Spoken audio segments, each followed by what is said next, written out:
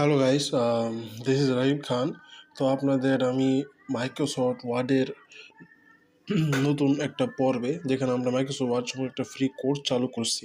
তো ওইটা আরেকটা পর্বে আপনাদের সবাইকে স্বাগত।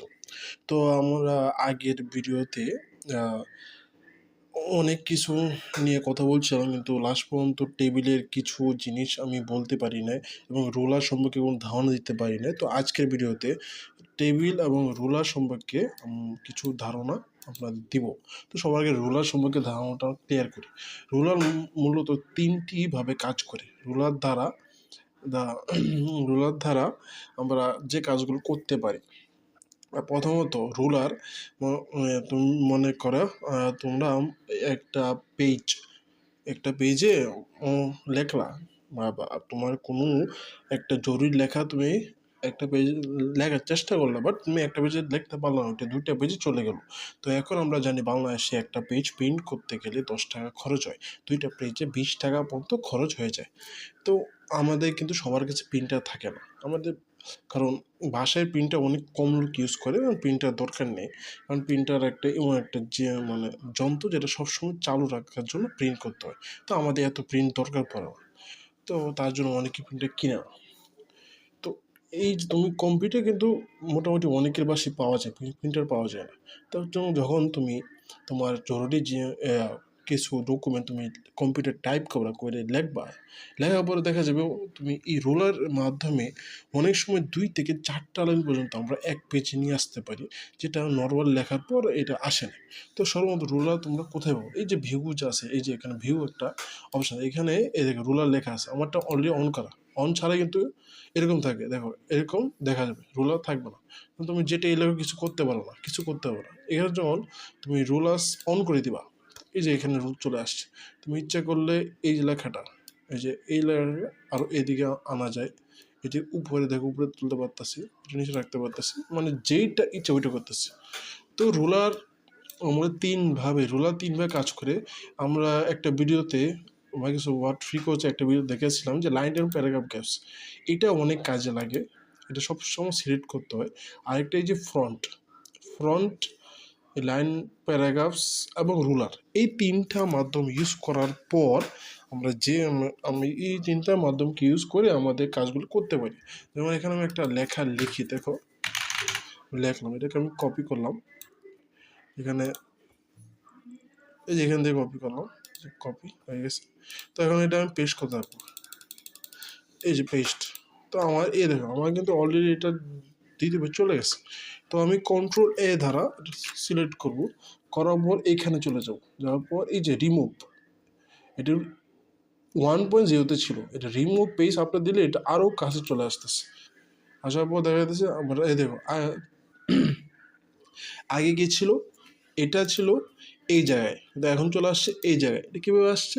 এই যে আমাদের একটা ডিফল্ট 1.0 যে পেজ গ্যাপ থাকে, প্যারাগ্রাফ গ্যাপ, ওইটা আমি সরাই দিছি।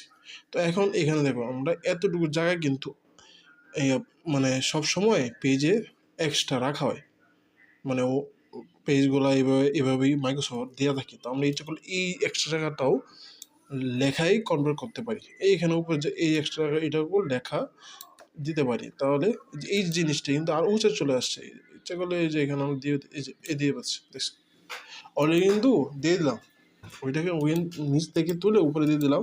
তো আমাদের কিন্তু একটা পেজের মধ্যে আমাদের সম্পূর্ণ লেখা চলে আসছে। এখন আমরা ফাইলে গিয়ে যখন প্রিন্টে ক্লিক করবো, তখন ওইটা এক পেজ চলে আসছে। ওইটা মাঝে মাঝে থাকবে, কিন্তু তোমার লেখা তো এক পেজ চলে আসছে, তুমি এখানে 1 লিখে দিলে তোমার প্রথম পেজটা প্রিন্ট হয়ে যাবে। ঠিক আছে? আর যদি তুমি প্রিন্ট করতে যাও তো কম্পিউটার দোকানে সেও করো, এখানে লেটার আছে, তার জন্য সমস্যাটা হয়েছে। তো আমরা যদি এফোর্ড করে দিই, কিন্তু আরও জায়গা কিন্তু চলে আসতেছে। তো এইটা বাদ দেওয়া যাবে, সমস্যা হয়। তো রুলার এভাবে কাজ করে, রুলারের আবার রুলার এভাবেই কাজ করে। তো আমরা রুলারে কাজ শিখলাম। তো এখন আমরা দেখাবো টেবিলে কাজ কীভাবে করে। তো সর্বপ্রথম টেবিলে কাজটা দেখায়, এটা একটু নিচে নিয়ে আসি। তো ইনসার্ট যাওয়ার পর টেবিলে যে কোনো একটা আমি 2টা নিলাম, নেওয়ার পর ওই দিন আমি ডিজাইন সম্পর্কে তোমাদের মোটামুটি সব কিছুই বলেছিলাম, কিন্তু কিছু বাকি আছে। যেমন এই যে এইটা শেডিং, এটা হচ্ছে কালার। তুমি তোমার বক্সকে যে কোনো কালার দিতে পারবা এটার মাধ্যমে। এটা যে কোনো কালার দিয়ে তুমি লিখতে পারো। অনেক টেবিল দেখবা যে কালার দিয়ে তৈরি করে। যে বক্স স্টাইল দেওয়া হয়।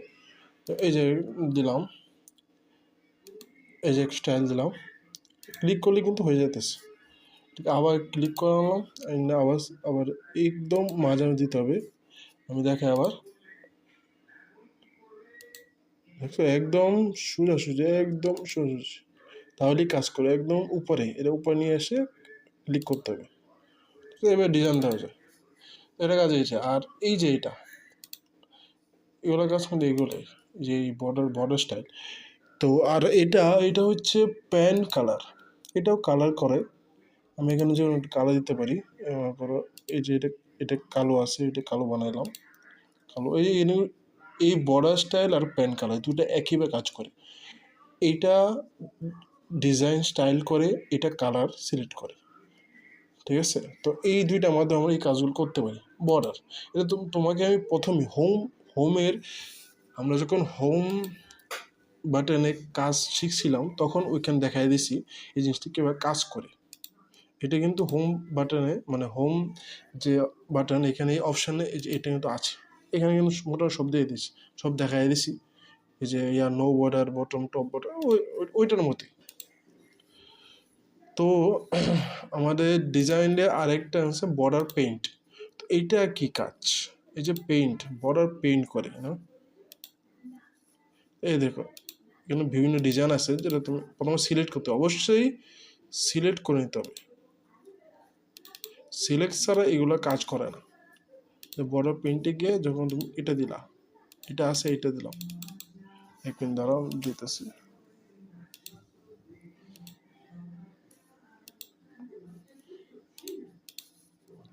এটা ওই যে এটা দ্বারা আমি কালার চেঞ্জ করে তোমার দেখাই। লাল কালার দিই, বর্ডার পেইন্ট কালার, এই যে লাল বর্ডার পেইন্ট কালারটা, এটা বেশি ইউজেবল না, এটা দেখা যাচ্ছে ইউজ করা যেতেছে না। এখানে আমরা দিতেছি বারবার, কিন্তু এটা ইউজ হইতেছে না। এটা মোটামুটি হ্যাঁ, এই যে কাজ করতেছে। বর্ডার পেইন্ট দ্বারা এই কাজগুলো করা যায়, যেগুলো তুমি এখানে ক্লিক করলে এখানে কিন্তু রং বারো চেঞ্জ হয়। যত এই যে কালার, তুমি কালার দিতে পারতেছো। তুমি কিন্তু টেবিল আছে কিন্তু কালার হয়ে গেছে, এই যে কালার হয়ে গেছে, যেগুলো দেখা যাইতেছে না, ঠিক আছে, শুধু কালার হয়েছে। তো এটা আমি বাদ দিয়ে দিলাম, নর্মাল চলে আসলাম। তো তো এটা হচ্ছে ডিজাইন। এবং লেআউটে কিছু কাজ আছে, ওইটা দেখে টেবিল আজকে মতো শেষ করে দিই। তো আমরা দেখলাম এই সিলেক্টের যে কাজগুলো, এগুলো কিন্তু তুমি মাউস দিয়ে করে থাকো। যেমন কি এটার কাজ দেখো, কি সেলফ সিলেক্ট করা, এটা মাউস দিয়ে করা যায়। সিলেক্ট কলাম, এই যে কলাম সিলেক্ট করছি। সিলেক্ট রো সিলেক্ট মাউস দিয়ে সব কিছু করা যায়। সিলেক্ট টেবিল, এই টেবিলটা সব কিছু মাউস দিয়ে করা যায়। ওইটা আলাদা একটা অপশন দিয়ে রাখছে, যদি মাউস না পারো তো এই কাজ দিয়ে করতে পারো। প্রপার্টিস হচ্ছে তোমার এই টেবিলের সব ডিটেলস তোমার এই প্রপার্টির মধ্যে দেখতে পারবা, সব কিছু। এটা কাজ শুধু এটুকু, আর কোনো কাজ নেই। তো আর দুইটা জিনিস, এই ড্র টেবিল, এটা কাজ কি? এটা কাজ হচ্ছে তোমার, মনে করো এখানে একটা দাগ দরকার, ক্লিক করে তুমি দাগ বানায় ফেলছো। তো এখানে একটা টেবিল তোমার দরকার, তুমি আরেকটা ক্লিক করে আরেকটা বানায় ফেলছো টেবিল। আর ইরেজার মানে তোমরা বুঝতেই পারছো কি জিনিস। আমার এটা দরকার নেই, বাদ দিয়ে দিছি। আমার এটা দরকার নেই, বাদ দিয়ে দিলাম। ঠিক আছে, তো মোটামুটি দেখা হয়ে গেছে। হ্যাঁ, ফর্মুলা যেটা তোমরা বলছিলা, ফর্মুলা শোনো, আমি একটা কথা বলি, তোমরা যারা ফর্মুলা কাজ করো, মাইক্রোসফট ওয়ার্ডের যে ফর্মুলা দেওয়া থাকে, এটা কিন্তু এতটা মনে করো এক্সট্রিম লেভেলের না যেটা আমরা ইউজ করব। এটা কিন্তু আমি যে কাজ করি নর্মালি কম্পিউটারে, আমি এটা ইউজই করি না, এটা একদম ইউজলেস হিসাবে এখানে দেওয়া আছে। তো মাঝে মাঝে কাজ করে, ঠিক আছে, এটা মাঝে মাঝে কাজ করা যায়, বাট এখানে কাজ করার দরকার নেই। ফর্মুলা আমরা এক্সেলে অনেক ভালো আকারে দেখতে পাচ্ছি, মাইক্রোসফট এক্সেলে ফর্মুলাগুলো অনেক ভালো দিয়ে থাকে, ওইখান থেকে আমরা যে ইউজ করি তাহলে অনেক ইউজেবল হয়। তারপর তুমি দেখাই দিই, যেমন এখানে আমাদের এই যে পার্সেন্টেজ, যেটা এটা মনে করো 1+1, এটা পার্সেন্ট কত? 2%, ঠিক আছে। এটা এরকম পার্সেন্ট হিসাব তুমি এই ফর্মুলা করতে পারো।